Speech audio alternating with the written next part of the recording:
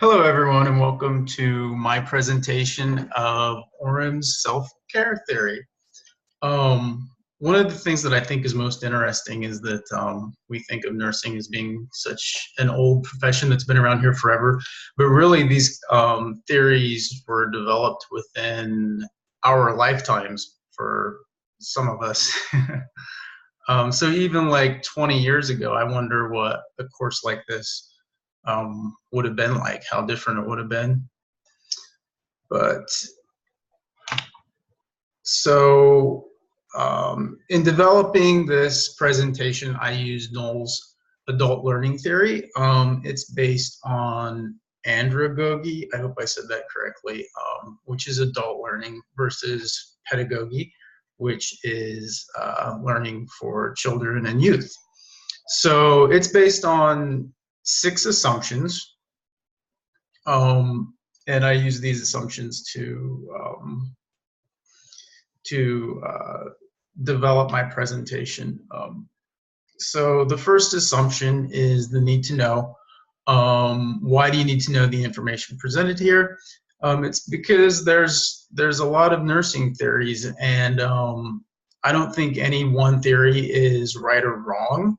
But it's important to find the theory that resonates with you, and the theory which you can base your practice on. So Orem's theory is the one that speaks to me. I already had my idea of what nursing was to me, and then when I read about Orem's theory, I just said, oh yeah, this lady knows what she's talking about. This is exactly what I think, but she actually spelled it out. So the second assumption, self-concept. You know, we're here in class to develop our own concept of nursing and how we fit into that concept and how we define ourselves as nurses based on that concept. The third assumption is experience. This presentation might not have been of much relevance to a non-nurse, but I'm assuming that we all have experience. We're all registered nurses at the master's level, and we are here because we want to know more. So I obviously assume that we're all ready to learn. I hope we all are. That's why we're in this program. We'll just leave it at that. Orientation to learning.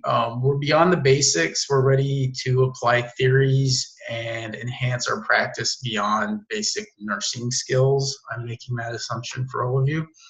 And then motivation. In developing this presentation, I assume that we're all motivated to enhance the profession of nursing rather than to just participate in the profession of nursing. So a little background on Dorothy Orem. By the way, I didn't include a lot of text in the slides because for 2 reasons. First of all, I feel like if I write everything out, then there's no point in me speaking about it. And if I write things that are different than what I'm saying, then you're torn between whether or not you should listen to what I'm saying or whether to read what's on the slide. So the slides are pretty bare bones, but that's the way I like it. So Dorothy Orem developed this self-care theory. She was born in Baltimore in 1914. She got her diploma in nursing in 1934. And she completed her master's in 1945. She went to a school in Washington, D.C.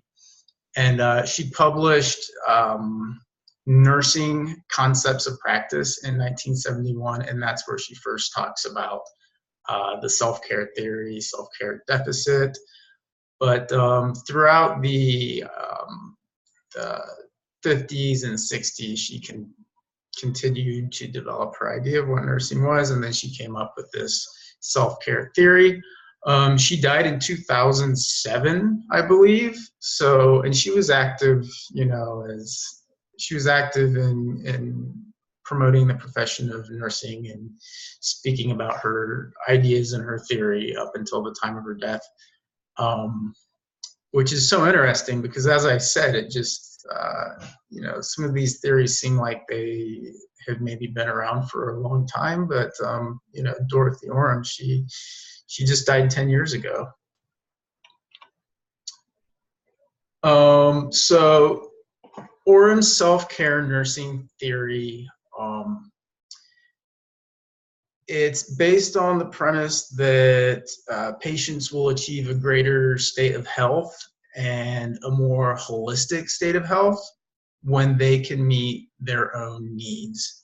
So this theory states that, you know, everyone has this like inborn ability to care for themselves, this desire to care for themselves, this right and responsibility to care for themselves, and not only themselves but also their family. So the patient is at the center of this theory, and it's divided into three sort of conceptual sub-theories. This was a little bit confusing for me when I first started like researching the self-care theory, because if you do like a literature search or even like get on YouTube and start watching videos about self-care theory, I think a lot of what's out there focuses on self-care deficit nursing theory, which is just one of three concepts of the self-care theory. So we'll talk about each one of those individually. So self-care deficit nursing theory, I abbreviated it SCNDT at the bottom in that red box. But the goal is to identify the self-care requisites of the patient, and then the self-care deficits, and then the nurse the nurse steps in and develops interventions to address those deficits. So there's a lot of factors that can affect a person's ability to care for themselves. We'll just go through those factors. They're listed up here on the screen. So one is age. You know, for example, a 6-month-old is going to be pretty dependent on his or her caretaker, and they're going to have a pretty significant self-care deficit. Gender, the first thing that comes to mind would be like a pregnancy. You know, a pregnant lady, especially maybe one who's you know, a teenager, it happened unexpectedly. They have no idea how to care for themselves, how to care for the pregnancy. They probably, or they maybe don't even want the child. There's going to be a severe deficit there in that girl's ability to care for her pregnancy. Developmental state, you know, someone may have developmental delays. Someone may just be early in their life stage. That can create deficits. Sociocultural orientation, I think this is especially important today, and it's going to continue to become more important as the demographics of America continue to change and continue to become more diverse. Healthcare system factors, you know, that's the quality of the healthcare system, the type of systems that are available. Health state, obviously, you know, if someone's in a vegetative coma, they're probably going to have a pretty severe deficit in ability to care for themselves. Environmental factors, you know, there's so many examples. You know, does the person live next to a coal burning power plant, for example? Resource adequacy and availability. You know, does the person live in a food desert and have to buy their groceries from a local convenience store, or do they have a Trader Joe's next door? I think that insurance and ability to pay for healthcare has a great impact on resource availability. Patterns of living, you know, is the person homeless? Do they live under a bridge? That would definitely create some deficits in healthcare. Family system factors.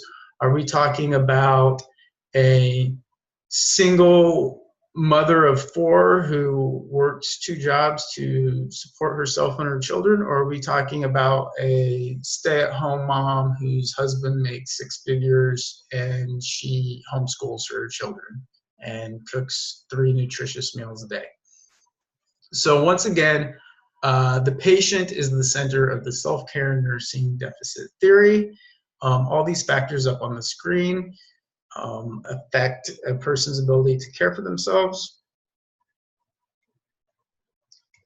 And moving on to self-care. So this one, there's a little less, I feel like, discussion out there in the world of research discussing self-care, but it encompasses, here's a few things that it encompasses self-care, which are the activities to maintain a state of health and like a holistic state of well-being.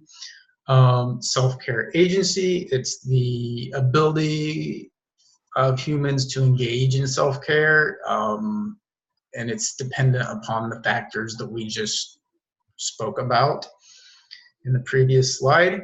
Healthcare requisites, I skipped down to the bottom, but healthcare requisites, these include universal requisites, such as the intake of food and water and oxygen. Developmental requisites during all stages of life, and this also involves overcoming any conditions or situations that can affect a person's development. And then finally, the third self-care requisite is health deviation requisites, which include identifying and treating pathologies, addressing treatment and rehabilitation, improving a person's self-concept and self-image. And then therapeutic self-care demand. That's just like the sum of healthcare actions to be performed to meet the self-care requisites. And then the final subcategory of the self-care theory is nursing systems. So nursing systems, they maintain the balance between the self-care deficit and the self-care agency, and they maintain this balance with nursing interventions. So how will the patient's needs be met? There's 3 classification systems to meet the patient's self-care requisites. So these are, the first one is total compensatory system. So that would be like the nurse developing interventions to completely compensate for a patient's self-care deficits. Going back to a previous example I mentioned, would be like someone that's in a coma. Like the nurse needs to provide all of that person's care.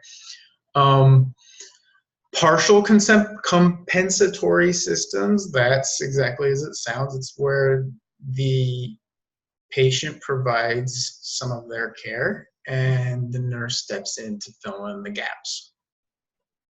And then finally, supportive educative system, that's where the nurse kind of takes a step back. The patient provides most of their care, and the nurse focuses on like educating the patient on how to do that. Once the patient is educated, then they're able to perform it. So just keep in mind that a balance must be achieved between the self-care agency and the self-care deficit, and nursing systems focuses on that balance.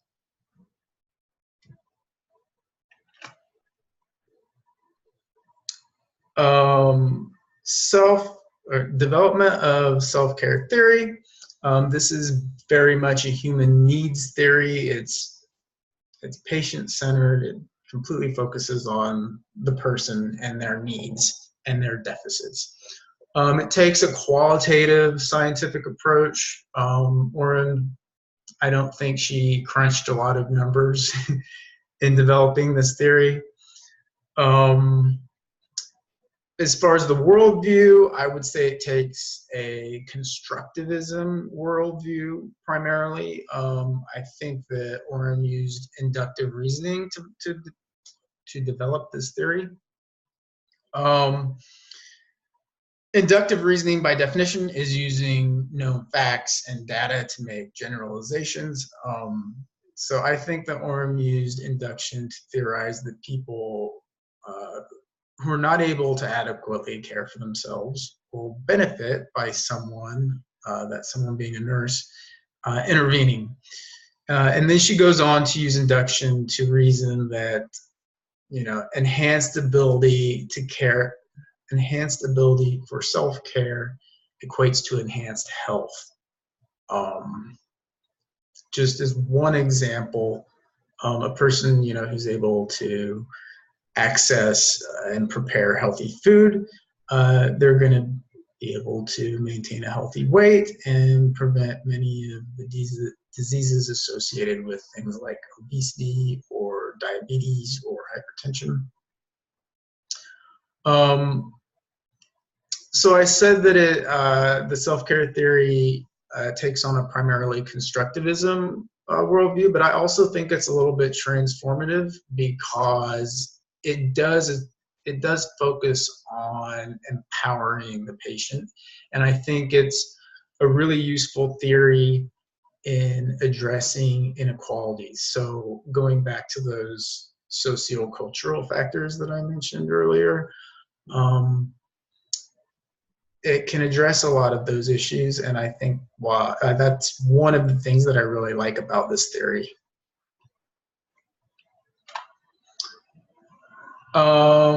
So just a few final thoughts. I wanted to mention the practical application of this theory. So I think that in real-world nursing, this theory emphasizes the importance of a detailed and quality needs assessment, and then developing a good plan of care and implementing those interventions based on that needs assessment. And then this results in appropriate and effective and quality care practices. As far as the impact on nursing as an academic discipline and also as a profession, I think it lays out a patient-centered roadmap for nurse education, patient education, and nursing practice. I think it's useful in guiding research. I think it's like easy to set up like a randomized controlled trial, for example, of like an intervention that's focused on education, where you can, you know, educate one group and then not educate another group, see which one benefits the most. So that's my idea of useful application to nursing research. And here's just a few references. I'll let you read over those for yourself. Thank you very much for your time, and I hope you have a good day.